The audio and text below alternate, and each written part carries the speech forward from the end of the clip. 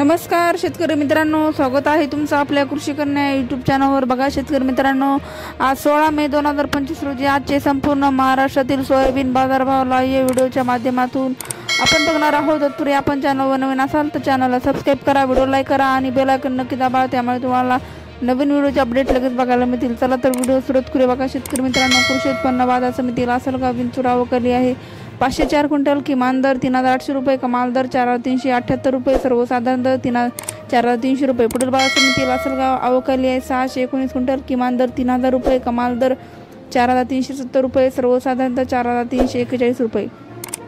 पुढील बाजार समिती पाचोरा आवकली आहे 90 क्विंटल, किमान दर 4000 रुपये, कमाल दर 4150 रुपये, सर्वसाधारण दर 4051 रुपये। पुढील बाजार समिती